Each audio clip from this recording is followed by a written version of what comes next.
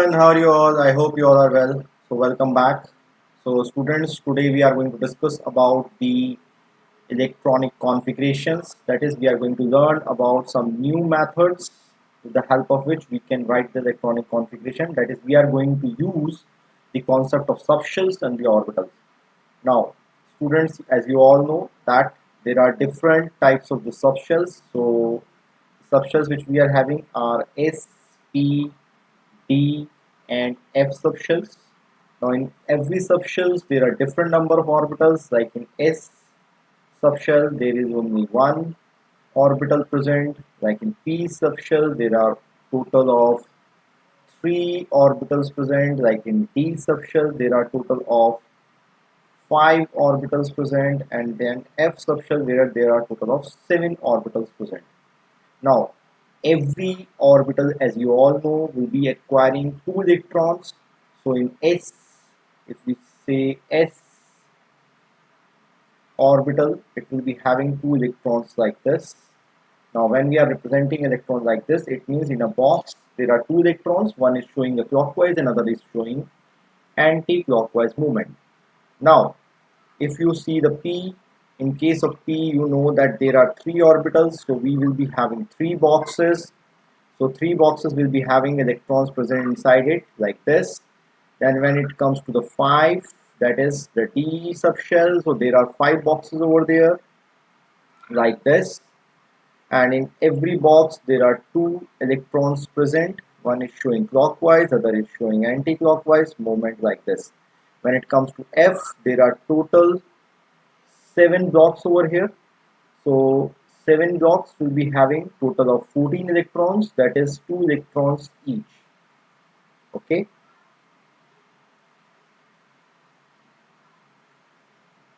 like this. So there are total 7 orbitals present in F subshell. So that is how the electrons are present in every orbital. Now we need to learn that how the electrons are going to occupy the different orbitals, or how the electrons are going to be filled in the different orbitals. So we have to start with a rule over here. So that rule which we are going to discuss is known as Aufbau rule. Now what is the meaning of this Aufbau rule? Aufbau rule states that electrons occupy orbitals with lower energy first, followed by higher energy level. Okay, so electrons will occupy the lower energy level first, and then it is going to occupy the higher energy level. So how it is going to occupy? So let's see that. So students, let's see that how the electrons are going to occupy these orbitals. So as you know that there are 7 shells, so it will be like 1s, 2s, 3s, 4s, 5s, 6s and 7s subshells. Okay, then you know that the second shell will be having the P subshell also, so it will be starting from here only, because from the second shell the 8 electrons can be there, because in first shell there is no, that is maximum number of electrons in the first shell can be only 2.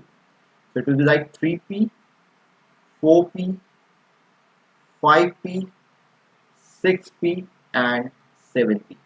Then it comes to the third subshell, that is the D subshell, so it will be starting from the third shell only, that is 3d, 4d, 5d, 6d. Okay, there are only total 4 D subshells, or you can say 4 D transition series. Then it comes to the F subshell, so it will be only 4f and 5f respectively. Now electrons are going to occupy the lower energy subshell first, so it will be like this: 1s, followed by 2s, then it comes the 2p, 3s, then it comes 3p, 4s, then it comes to 3D, 4P and 5S, then 4D, 5P, 6S, then 4F, 5D, 6P, 7S, and then 5D, 5F, 6D and 7P respectively. So that is going to be the order for the filling or occupying the different subshells and the orbitals. So electrons will be entering in this order. So that is the order of the energy level also. So let's see one example. Suppose if you have sodium metal. Sodium metal, you know, is having the atomic number equivalent to 11. So when you write its electronic configuration, it will be like 1s, 2 electrons, 2s, 2 electrons, because s can occupy maximum of 2 electrons. Then it comes 2p, as you can see. So it can have 6 electrons. Now you can just count 2, 4, 6, 10. It means 1 electron is left because sodium is having atomic number equivalent to 11. So the next is going to be after 2p is 3s. So 3s will be having 1 electron. Okay, that is how we can write its electronic configuration. Now we can see few more examples like fluorine atom. Fluorine atom is having atomic number 17. So when you write its electronic configuration, it will be like 1s2, 2s2, 2p6, then 3s2, then 3p5. Okay, so when you count the number 2, 4, 10, 12, 5, 17. So like that you can write the electronic configuration for fluorine also. Now when it comes to the next one is like we have a example of argon. Now in case of argon, atomic number is 18. So it can be like 1s2, 2s2, 2p6, 3s2 and 3p6. So you can see that all the subshells and the orbitals are completely filled or completely occupied here. We are going to see few more examples. Okay, like we can see the example of the element like iron. Iron is be having the atomic number equivalent to 26. So when you write its electronic configuration, it will be like 1s2, 2s2, 2p6, 3s2, 3p6. Then after 3p you can see the 4s is there, not 3d. It means 4s will be having lower energy level as compared to 3d. So you will be writing 4s first, as it is going to occupy 2 electrons like this. Now after that, if you count the number, it is coming up to 20. So now the electrons are going to, rest of the electrons are going to move to 3d. So although the 3d is going to be occupied after 4s, but you need to represent it according to the serial order. So you'll be writing 3d over here as 3d6. Means this is the correct way of representing the electronic configuration, as the outermost shell will be represented in the last. Although 4s is occupying the 2 electrons first, but still it should be represented in the last, and then in between the 3d can come if the electrons are going in 3d. Okay, now we are going to see few more examples. Now we are going to see few more examples, like we can have the example of element like chromium. Now chromium, if you know that its atomic number is 24.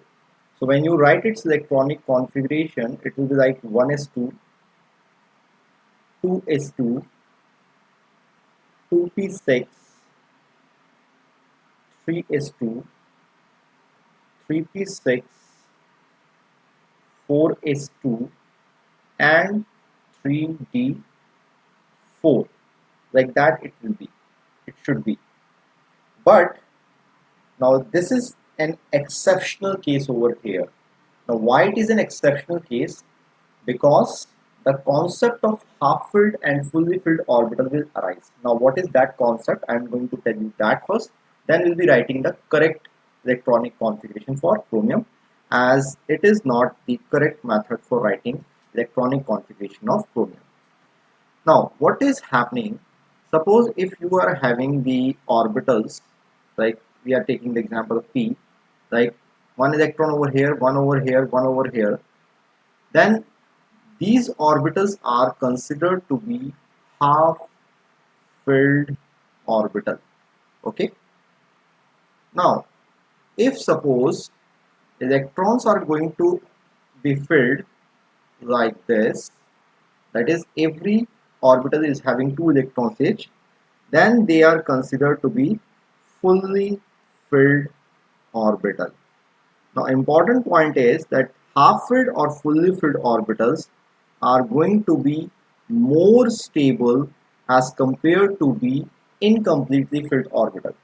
Now when I am saying incompletely filled means, like suppose we can have the similar p orbitals and the electrons are filled like this. Okay, that is one of the orbitals having 2 electrons, rest are having one electron each. Okay, so then it is considered to be less stable.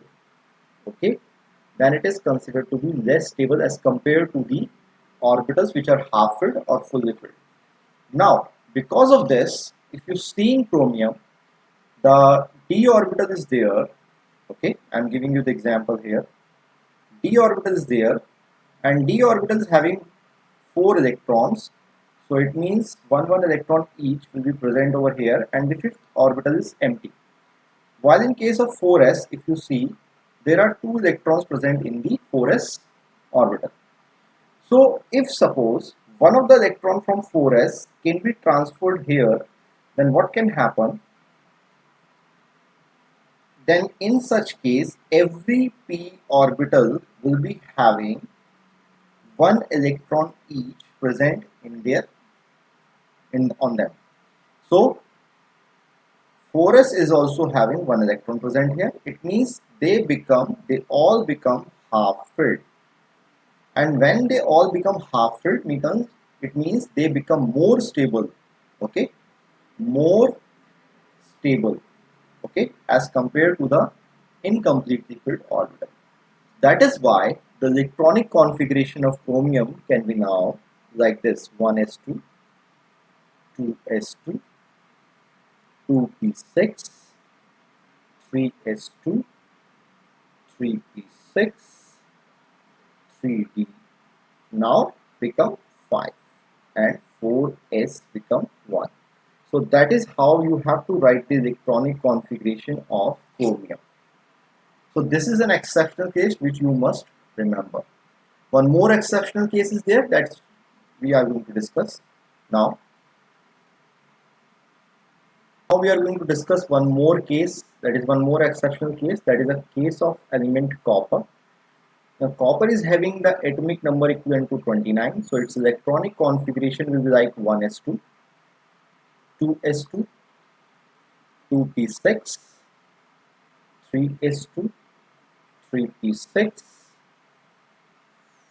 4s2 and 3d9. Here I have written it in the last, although 3d9 should come before. But this is not the correct way of writing the electronic configuration.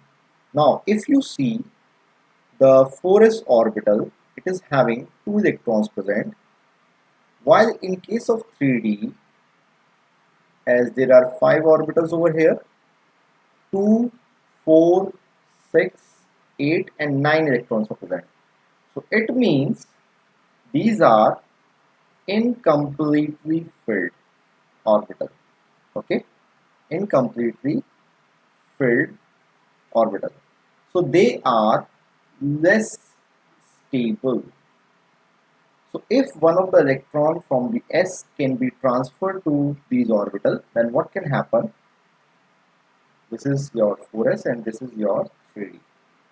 The 4s will be now having 1 electron, so it becomes half filled, and rest of the 3d subshells orbitals become fully filled like this. So they become more stable now. Okay, so now they become more stable.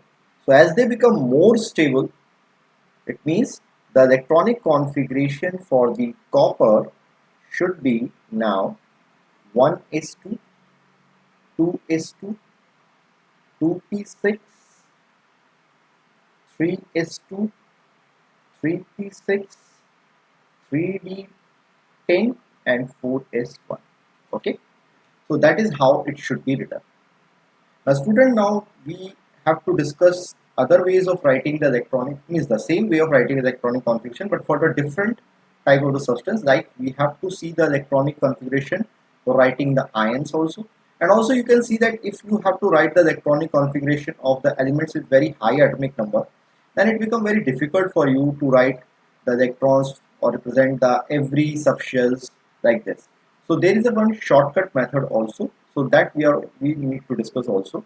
So the electronic configuration, how to write the electronic configuration of the ions and how to write the electronic configuration in shortcut, that we are going to discuss in our next video. So if you have liked the video, please like it, subscribe the channel. Okay, see you next time.